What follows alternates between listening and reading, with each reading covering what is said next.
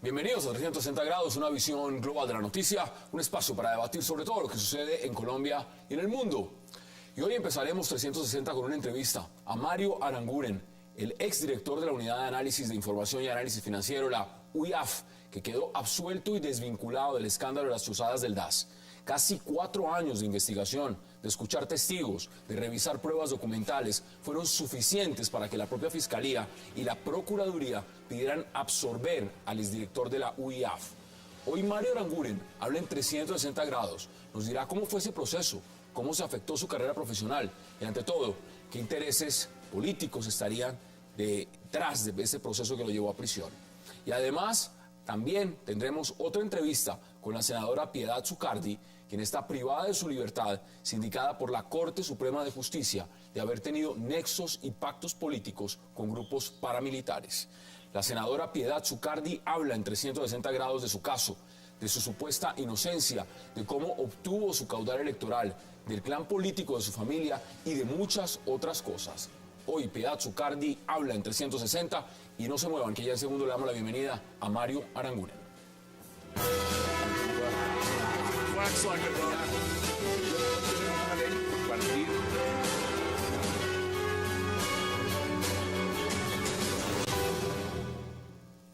Y qué placer darle la bienvenida esta noche a 360 a Mario Aranguren.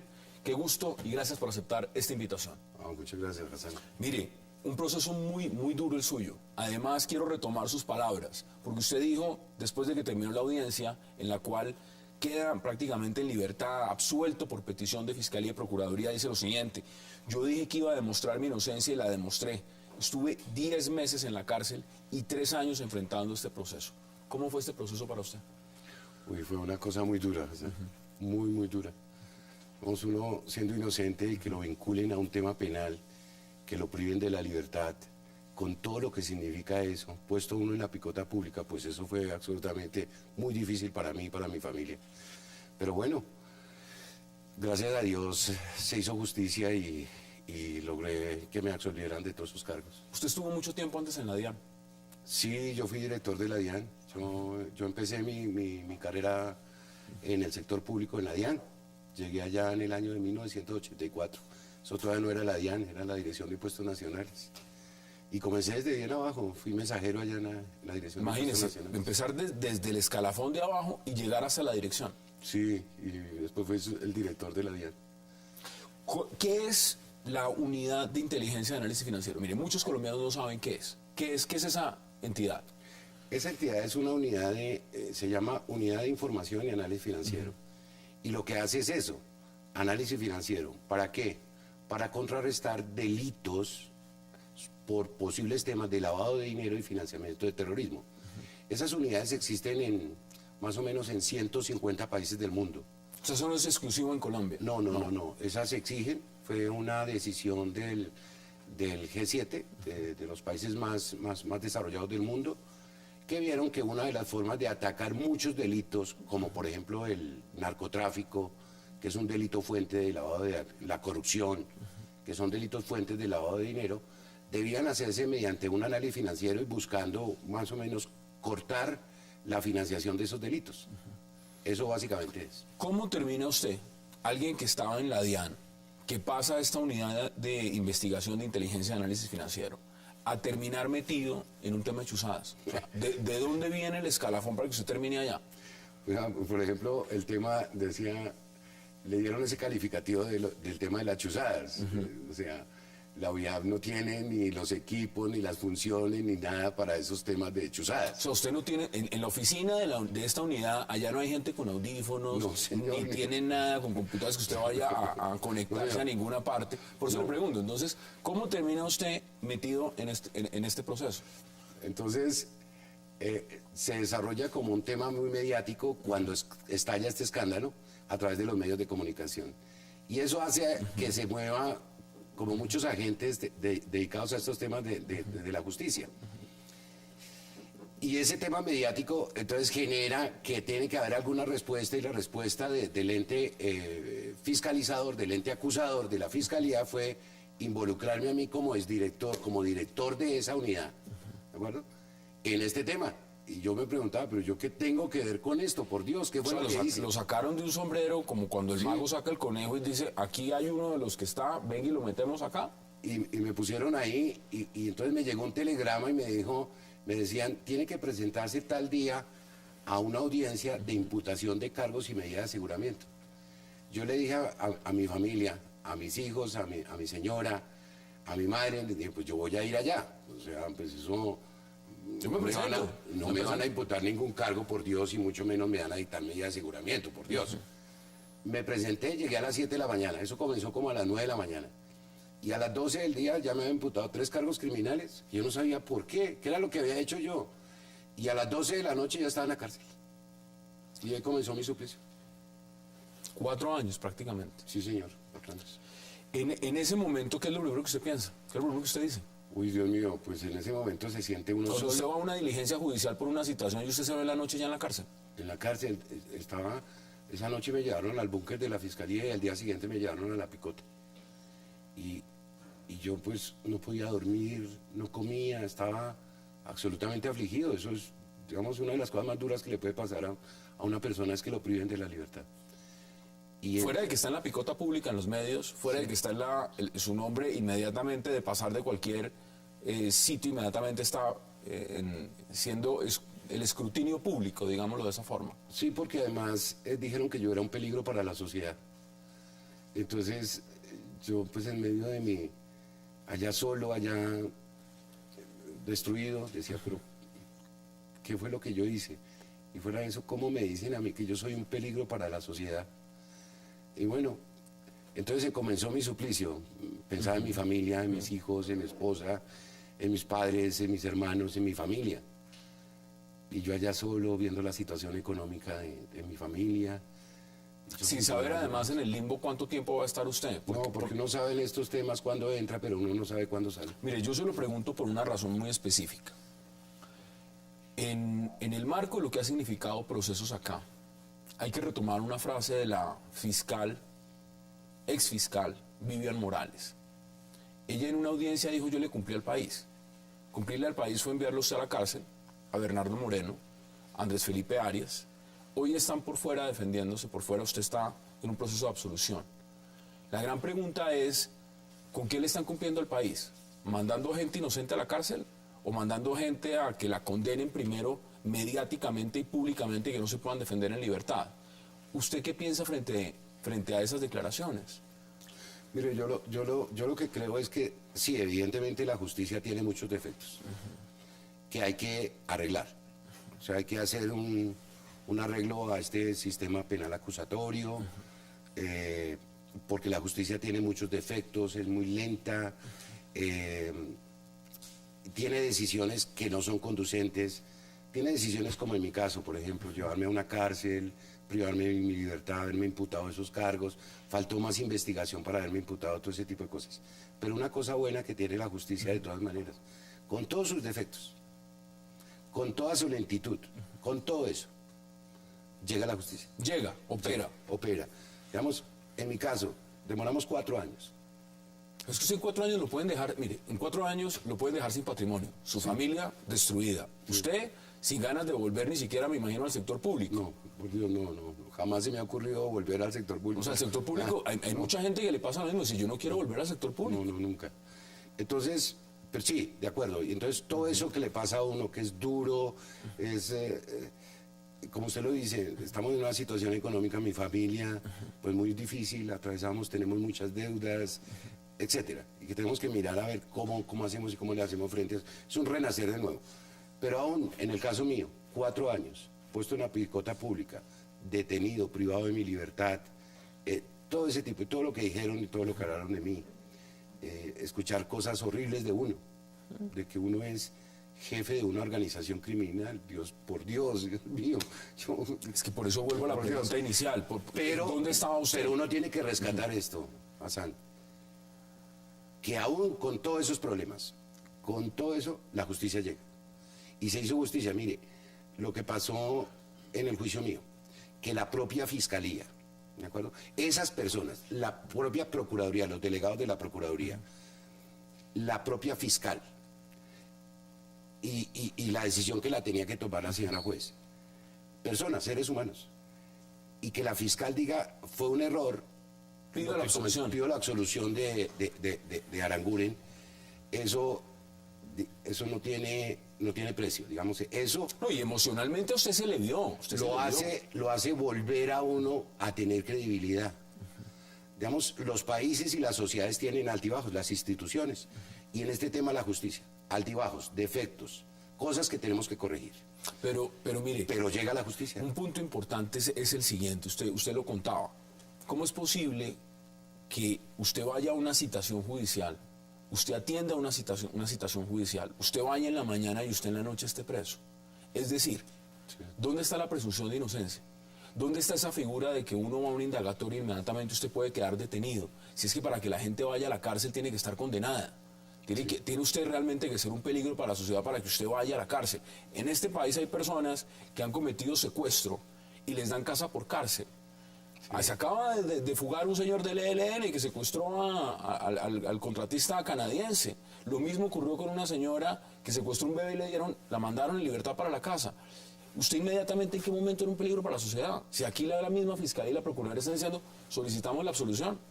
Sí, son los errores que tiene el proceso que tenemos aquí en Colombia. Fíjese que toda la gente cuando le imputan un cargo, cuando lo meten en un proceso penal, quien debe definir si es inocente o culpable, ¿quién es? Pues un juez de la República. Un juez con pruebas. Con pruebas, etc. Pero la mayoría de los casos cuando le privan la libertad es por una razón. Y la argumentación siempre que es un peligro para la sociedad. Yo era un peligro para la sociedad según la justicia en ese momento. Después de 10 meses me dieron la libertad. Entonces seguí en el proceso penal, pero ya estaba libre. Pero 10 meses. Pero ya no era un peligro, fíjese que ya no era un peligro para la sociedad. Entonces esos temas donde le restringen a uno un derecho fundamental, que es la libertad, que después del derecho a la vida es el segundo derecho más fundamental, eso tiene que revisarse. Eso tiene que revisarse. Claramente. En otras economías, en otros países no sucede esto. Por ejemplo, en los Estados Unidos, en muchos países europeos, los sistemas son totalmente diferentes, digamos, la aplicación es diferente. Y hay que respetar muchísimo eso. Pero vuelvo y repito, aún con esos defectos, aún con esos vicios, mire, aún con el dolor que me produjo a mí todo esto, bueno, lo que pasó con mi caso, en mi caso, privado de la libertad, en la picota pública, escuchar que soy un criminal, que soy un delincuente, que soy un peligro para la sociedad, todo ese tipo, mi familia acabada y toda la cosa, yo de todas maneras vuelvo a creer. Porque se hizo justicia. Vamos a hacer una pausa porque le quiero preguntar sobre muchos temas que me parecen importantes. Esclarecer algunos sobre los cuales usted podrá hablar, sobre otros me imagino por el tema de su defensa y porque están en la corte, pues no podrá hacerlo. Pero vamos a la pausa y ya regresamos con Mario Aranguren.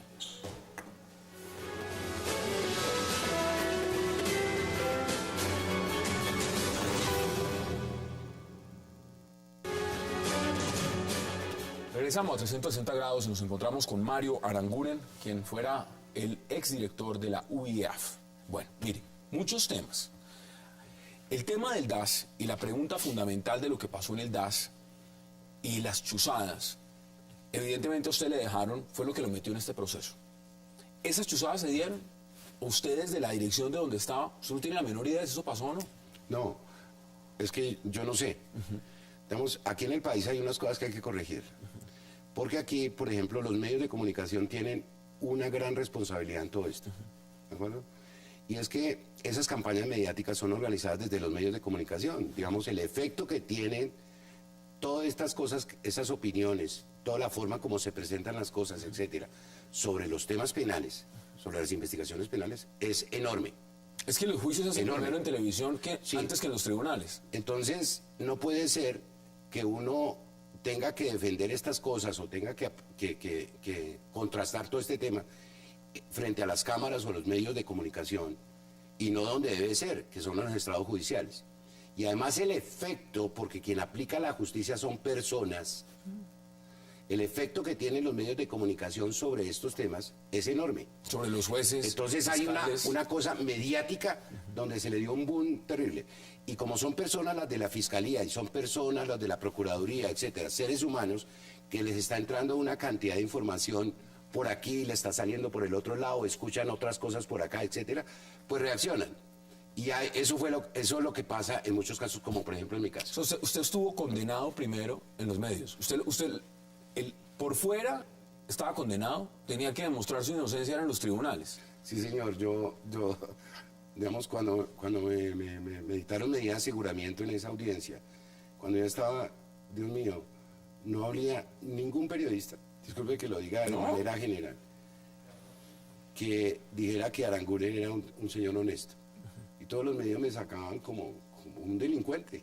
Y estaba en la picota política. Y eso tenía mucho efecto. Y yo decía, Dios mío, ¿qué es esto? ¿Qué es lo que está pasando? ¿Qué tengo que hacer acá? Confiar en mi inocencia, absolutamente seguro, y decir, Dios mío, me tienen que dar las herramientas y el momento para yo demostrar mi inocencia. Y fue lo que pasó. Y ese tipo de equivocaciones y todas esas cosas tan apresuradas, esas decisiones tan apresuradas, fíjese que las mismas personas tienen el valor, ¿sí?, como en el caso mío, en la Fiscalía, y pedir la absolución completa de los cargos. A usted uno de los argumentos es el siguiente. Los argumentos que han presentado para el tema de su absolución es, este señor fue engañado. Es decir, ¿engañado en qué forma? ¿O cómo lo engañaron a usted para que hubiera terminado de alguna forma metido en este proceso? ¿Qué dice su defensa en ese caso? No, el caso del engaño conmigo no fue. No fue. A ver, le explico rápidamente. Allá hay un proceso, por ejemplo, allá responden requerimientos de información, y eso es legal, absolutamente legal. Y hay unas personas que tienen que responder eso. Esas personas que respondían, a eso es que se refiere la Fiscalía a decir, fueron engañadas, no al director, porque yo, por ejemplo, le voy a dar un ejemplo. Yo fui director de la DIAN, yo no sé a quién fiscalizaba la DIAN, aunque fuera el director. Claro, no tenía ni idea. Entonces yo era el director de la DIAN, yo no sabía de quién entregaban la información. ¿Me explico? Eso tenía un procedimiento, había revisión jurídica, había de todo, y allá lo entregaban. La Fiscalía se refería era a esos funcionarios que al parecer sí fueron engañados. A eso era que se refería, no en el caso mío. Porque yo ni siquiera sabía, es más, le voy a poner un ejemplo. Podían preguntar a alguna autoridad competente, a la OIAP, información de mi madre. Podían ir y decir, mire, queremos información de la señora tal, la señora Gladys, que listo, el número de cédula, toda la cosa. Yo soy el director de la OIA y yo no me entero ni siquiera que solicitaron información de mi mamá y que entregaron información de mi mamá. ¿Me explico? Aunque yo fuera el director de la OIA. A usted lo han puesto también en un escenario y es el siguiente. Contacto directo con María del Pilar Hurtado. María del Pilar Hurtado está en Panamá, con un asilo. ¿Usted conoció, tuvo contacto en esa medida? ¿Cómo fue ese proceso? Yo conocí a María del Pilar Hurtado, hablé una vez con María del Pilar Hurtado en toda mi vida. Ella fue a mi oficina. Una vez estuvo en mi oficina para tratar otro tema. Pero esa reunión con la señora María del Pilar Hurtado para tratar un tema de sistemas, que era un tema técnico de un sistema que tenía la OIA y que tenía que pasársela a alguna autoridad, o bien a la policía o bien al DAS. Al final se le pasó, fue a la policía. ¿Listo? Hicimos una reunión con un ingeniero, el jefe de sistemas del DAS, ahí en mi oficina. Y estuvimos hablando de eso. Y eso lo vieron como si hubiera sido un atentado mío o una coordinación de ella conmigo para hacer una cosa indebida. Por Dios. O sea, en el momento que usted se reúne con ella, eso es como si se hubieran puesto inmediatamente unos audífonos y hubieran empezado a hacer cableado para interceptar entonces magistrados y lo demás. Y le voy a decir una cosa, lo más avanzado que tiene la UIAF, la tecnología más de punta, es un computador. Mire, cuando uno empieza a hacer la cadena, porque evidentemente esto se ha montado en cadena, viene María del Pilar Hurtado, porque la finalidad es llegar hasta el expresidente Álvaro Uribe y luego entonces en la cadena viene Bernardo Moreno. Y en el caso de Bernardo Moreno, que lo hemos visto, lo que ha pasado en todo este proceso, allá están diciendo que no hay pruebas de chuzadas. Esto se lo estoy diciendo no de su caso, del caso de Bernardo Moreno. Hoy en día la opinión pública, lo primero que se pregunta es, bueno, ¿cómo así que nos venden que hay chuzadas? Meten la gente a la cárcel, otros están en asilo, otros están absueltos, y ahora resulta que los que están siendo procesados no hay pruebas, no hay lo demás. Entonces, ¿qué es lo que nos están vendiendo? En este proceso, ¿usted cree que hay un componente, y entiendo si no lo puede responder, político detrás suyo? Es decir, ir detrás de una cadena y tienen que venir unos responsables para atar unos cabos y llegar hasta una cabeza final. Bueno, digamos, toda la situación mediática que se dio aquí, pues yo no descarto el tema de que haya sido motivada por cosas políticas, ¿no? Por cosas políticas. Pero en mi caso, no. Yo simplemente, por las circunstancias que han sido mediáticas, falta de investigación, etcétera, de manera apresurada me imputaron unos cargos, me hicieron lo que me hicieron, etcétera. Y yo lo que hice fue defenderme, esperar mi momento para introducir mis pruebas para mi defensa, llevar mis testimonios, etcétera, y lograr probar eso. Pero de ahí que esto ha sido motivado por temas políticos, eso sí lo desconozco. Lo desconoce. En este momento, ¿qué viene? ¿Qué viene para usted? Porque mire, ya me dijo, yo al sector público no vuelvo. Es que es muy difícil. ¿Inhabilidad de la Procuraduría? Sí, todavía estoy inhabilitado por la decisión de la Procuraduría. ¿Y si eso evidentemente dentro de este proceso se llegara a levantar o eso ya quedó? No, presentamos la demanda ante el Consejo de Estado, estamos en eso, ante el Consejo de Estado, estamos demandando la decisión de la Procuraduría. ¿Cuántos años fueron? 18 años de inhabilidad.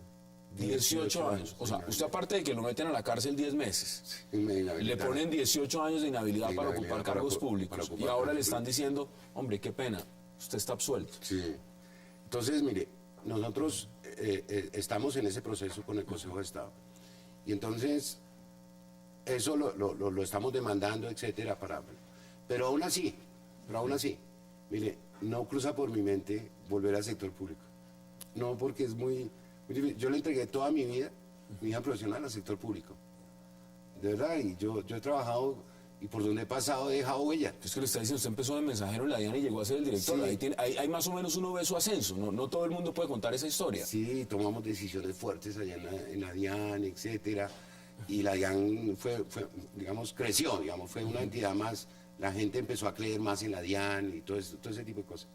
Recaudamos más dinero de los impuestos, controlamos más evasión, contrabando. La OIA fue la mejor entidad del sector público en el año 2008. El Grupo ESMA, que reunía a todas esas entidades en el mundo entero, dijo que era la mejor unidad de análisis financiero del mundo. Nos ganamos el premio de alta gerencia en el año 2008, etcétera. Bueno, todo eso, y después de todo esto que me pasó, así haya sido un error, etcétera, me pasó. Ya lo vivió, usted ya no puede retroceder el tiempo. Me pasó eso, y entonces a uno le queda como un sinsabor y dice, uy, no, muy difícil que yo volviera algún día a ocupar un cargo público. ¿Y qué le dice su familia? No, mi familia me dice que claro, que está conmigo, que jamás en el sector público, para el sector privado y mirar a ver qué hacemos, pero ya es diferente. Ya es otra perspectiva. Es otra cosa, sí. Mire, en este momento hay varias personas que están viviendo lo mismo que usted. Unos están en la cárcel, otros están detenidos en cantones o en unidades militares, pero terminan luego de un proceso saliendo. ¿Cuál es el mensaje que usted le deja? Porque es que no solamente le ha pasado a usted, hay muchos colombianos que en este momento están pasando por lo que usted pasó. Sí, mire, yo le diría a toda la gente, los únicos que pueden decidir y juzgar a una persona es un Dios que existe y la justicia de los hombres. Y la justicia de los hombres es un juez de la República. Que hay momentos en que se le cierra a uno, no ve ninguna luz, como en mi casa. Ninguna luz, Dios mío. Pero siempre tener esa fe y creer en esa justicia, con todos los líos, con todos los defectos. ¿Tarda pero llega? Llega. Bueno, Mario Aranguren, un verdadero placer y gracias por aceptar esta invitación. No, muy amable, José. A ustedes vamos a la pausa porque al regreso vamos a ver una entrevista con la senadora Piedad Zucardi. No se vayan.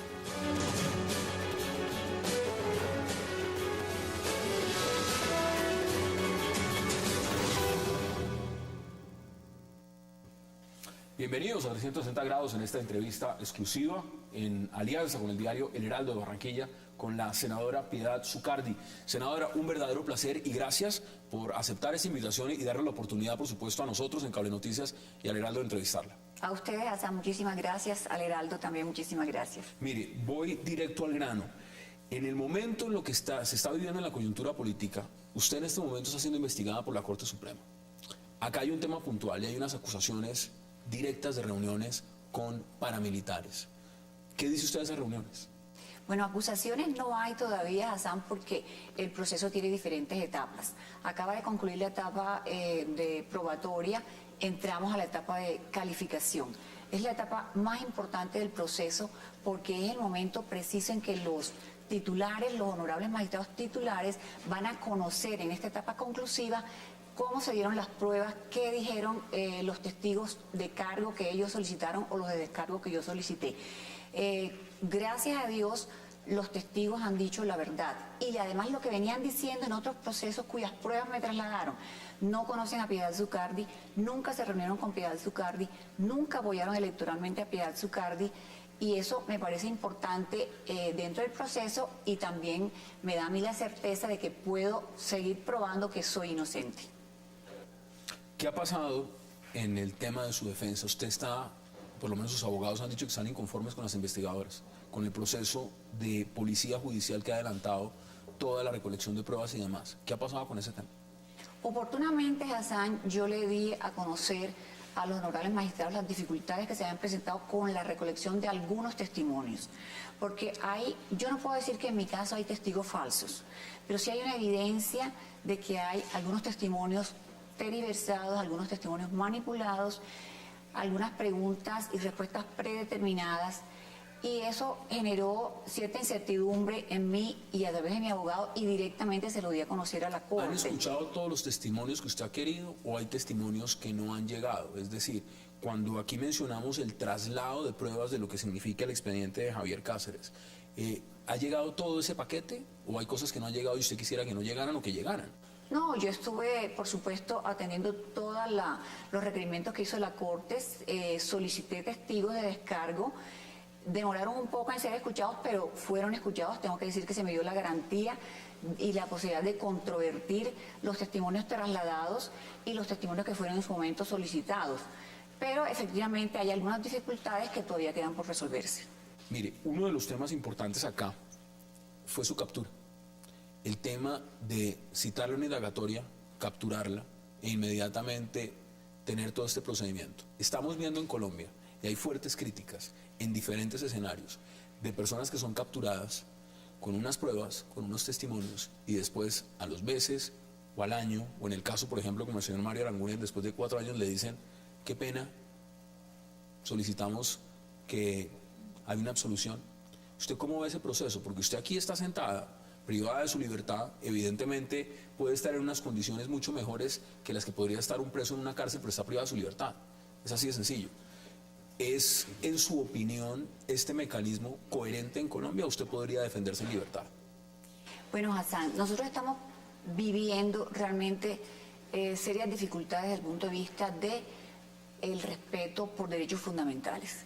Por ejemplo, el respeto por la presunción de inocencia, el respeto por la libertad. Yo fui una persona que desde que se me abrió la indagación preliminar, atendí todos los requerimientos de la Corte e incluso yo solicité oportunamente ser escuchada en versión libre. Se me dio después de 18 meses. Estuve siempre dispuesta a atender el requerimiento de la Corte. Incluso estando en el exterior, cuando me informé de la orden de captura para ser escuchada en indagatoria, regresé voluntariamente al país a cumplir con mi obligación ante la justicia. Yo estaba en Centroamérica. Atender el requerimiento de la justicia colombiana como cualquier ciudadano del común. Tenemos la obligación de atender el requerimiento de la justicia colombiana. ¿Nunca pensó en un asilo? Digamos, está usted afuera, es decir, yo sencillamente que responda a mi abogado, hemos visto casos similares donde se ha dicho, mire, yo no voy, no entiendo esas diligencias. Yo tengo la obligación como ciudadana, como colombiana, de responderle a todos los colombianos y probar mi inocencia. Tengo la responsabilidad con mis hijos y ahora con mis nietos que ya los tengo. Nunca ningún colombiano, ni ningún miembro de mi familia se va a sentir avergonzado de que Piedad Zucardi estuvo inmersa en una conducta ilícita. Mire, no se puede desconocer que en Colombia hay clanes políticos, hay familias políticas. Muchas de ellas han sido cuestionadas en diferentes regiones del país. Y usted representa un clan político, un plan político en su departamento. No ha sido el mejor, han sido cuestionados, han sido puestos en la palestra pública por actuaciones justamente cuestionadas frente al manejo de recursos, de alianzas y demás. ¿Eso a usted le ha perjudicado? ¿Usted qué dice frente a esas acusaciones que están ahí, están sobre la mesa?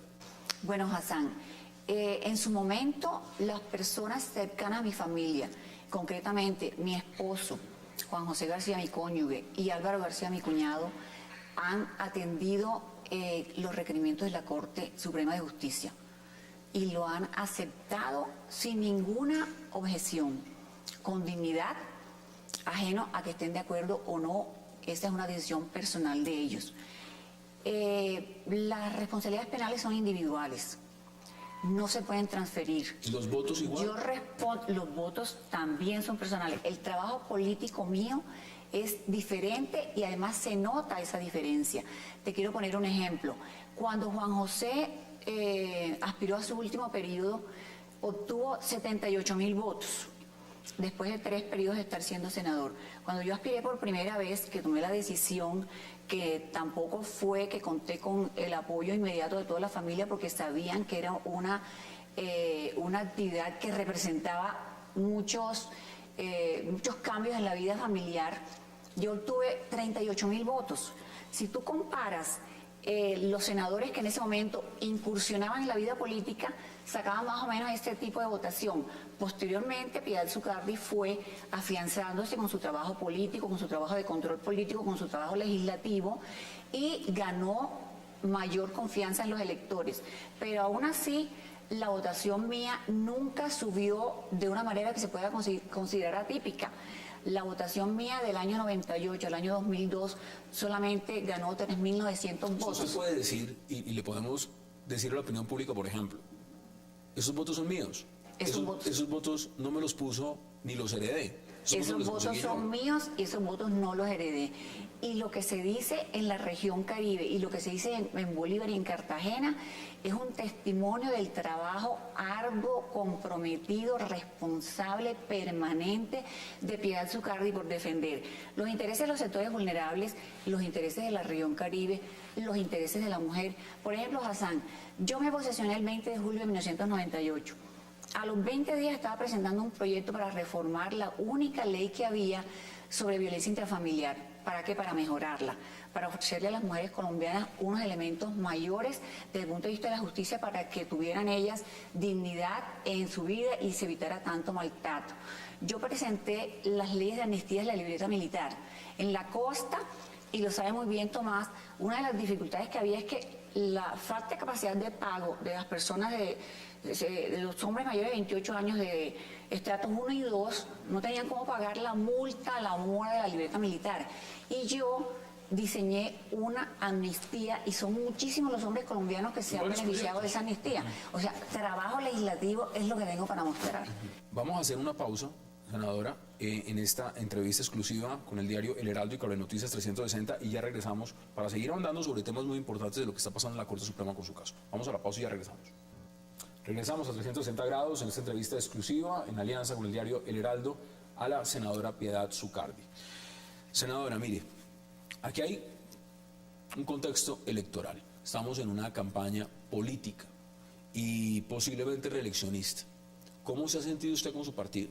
¿Cómo se ha sentido usted con el apoyo que ha tenido de la bancada de la Unidad Nacional?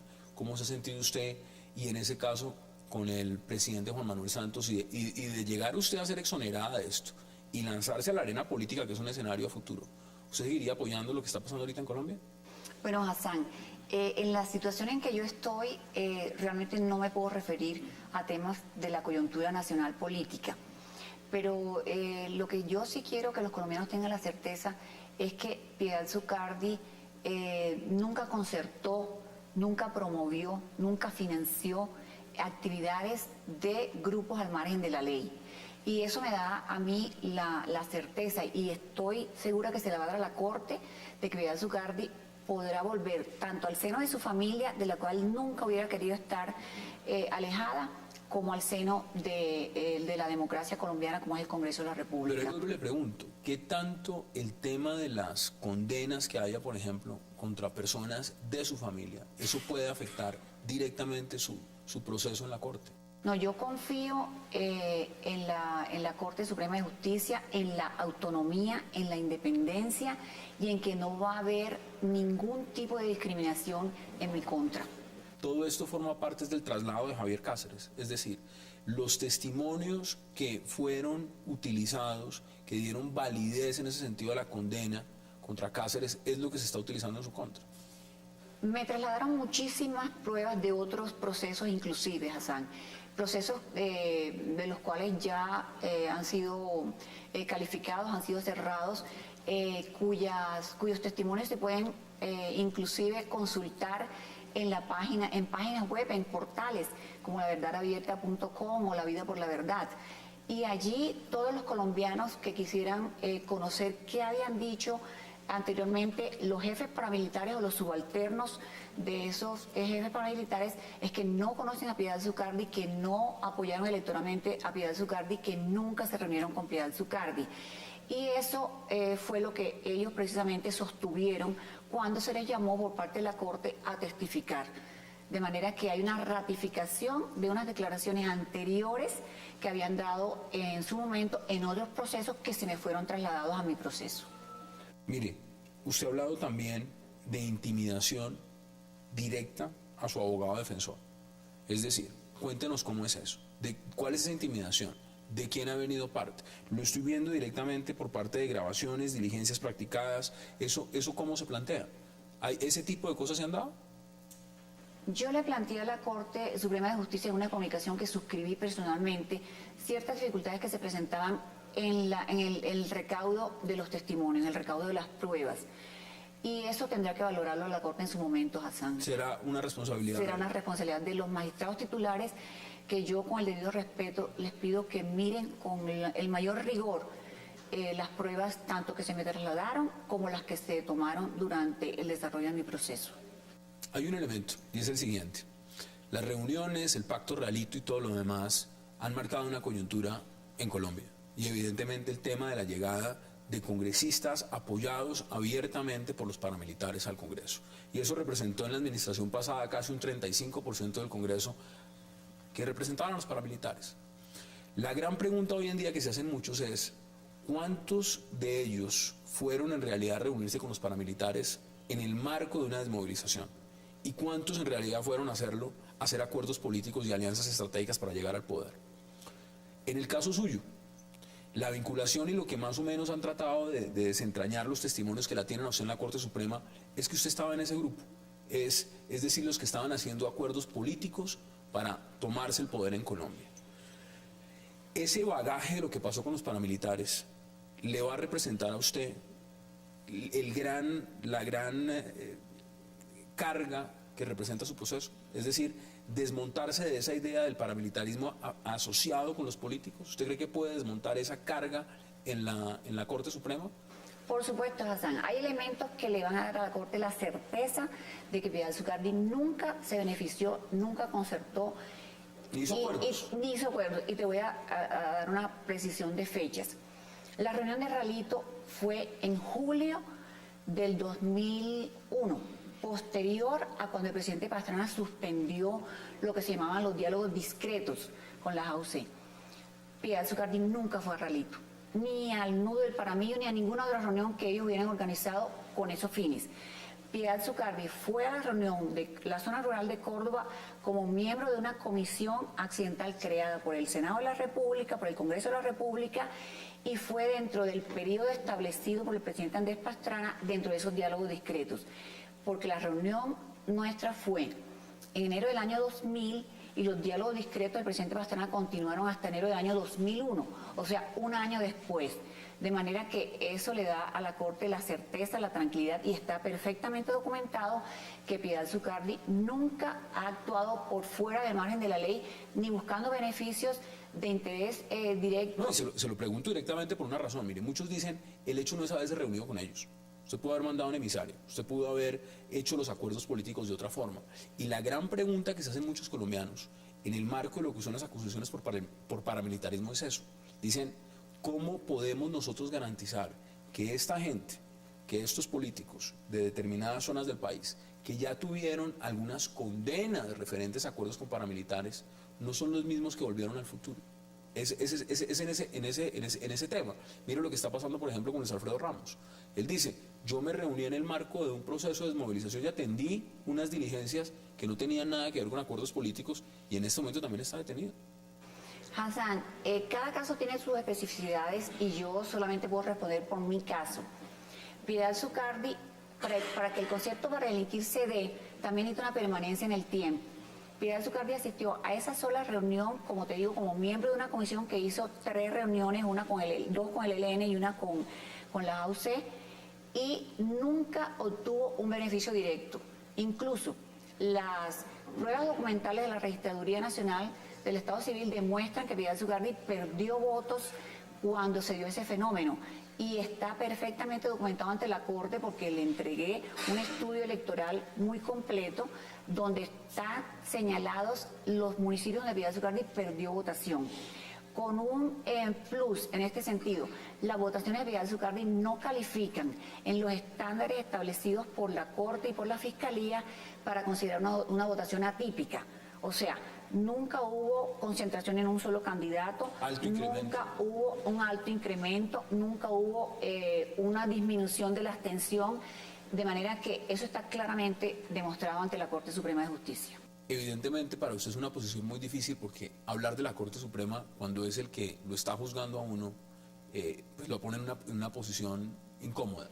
Pero abiertamente se han abierto muchos procesos en Colombia frente al tema del paramilitarismo, la parapolítica. ¿Usted cree que se ha fijado la atención únicamente en la parapolítica? Por supuesto es importante establecer quiénes son los responsables de los acuerdos y se ha dejado de lado el tema de la parapolítica. Con el tema de la parapolítica hay un elemento adicional a ese que estás mencionando, Hassan, y es el del contexto. Cuando, como en el caso mío, ya es una investigación, después que se han dado muchas otras, hay un contexto que no se puede tomar como una prueba documental, como una prueba de contexto, pero que indudablemente pesa. Pero la Corte, en su sabiduría, en su autonomía, en su independencia, estoy segura que va a saber valorar, como lo decía anteriormente, las pruebas en su conjunto y va a poder hacer una clara diferenciación entre quienes efectivamente obtuvieron algún beneficio de esa situación y en quienes no lo tuvimos. La Corte Suprema de Justicia tiene la obligación de investigar a personas aforadas, como es el caso de los congresistas, y cumple con esa obligación que tiene. De igual forma, la Corte Suprema de Justicia está enmarcada dentro de lo que es la normativa tanto constitucional como legal. En Colombia tenemos un problema, Hassan, y es que la Corte Suprema de Justicia ejerce la única instancia cuando Colombia ha suscrito convenios, pactos que la obligarían a tener para todos los ciudadanos la posibilidad de la doble instancia. ¿De la doble instancia no la tiene? Eso no la tenemos. Y eso le ha generado a la Corte algunas dificultades, pero no es porque la Corte quiera abrogarse esa facultad, sino porque el Estado colombiano está en mora de cumplir con lo mandado por esas convenciones internacionales, por la Declaración de los Derechos Humanos que establece para todos los colombianos, para todos los ciudadanos del mundo, la doble instancia. Finalmente, por lo menos en los cargos que a usted le imputan, eso es concierto para delinquir. Concierto para delinquir. Es decir, ¿qué piensa usted de esa acusación? Cuando le dicen directamente, usted lo que hizo fue entrar en unos acuerdos y montar prácticamente una organización criminal, porque eso es un concierto para delinquir. ¿Qué opina usted de esa acusación? Que Piedad Zucardi no está inmersa en lo que tipifica la ley colombiana, en lo que es un concierto para delinquir. Piedad Zucardi nunca concertó, nunca promovió, nunca financió, nunca, por supuesto, encabezó una organización de tipo criminal. Todas las actuaciones de Piedad Zucardi han estado dirigidas al bien común, el interés general, y estoy segura que eso se va a poder demostrar. La conducta de Piedad Zucardi no encaja en lo que la norma define como concierto para delinquir. Bueno, senadora, gracias por haber aceptado esta invitación y por supuesto por haber accedido a darnos esta entrevista en exclusiva no solo para 360 grados, sino también para el diario El Heraldo de Barranquilla. Un verdadero placer y gracias. Muchísimas gracias a ustedes, Hassan, muchísimas gracias a ustedes, Tomás, y confiemos en que la Corte Suprema de Justicia va a decretar la libertad y la inocencia de Piedad Zucardi. A ustedes gracias por acompañarnos y hasta una próxima oportunidad en otra entrevista exclusiva aquí en 360 grados. wax like a dog.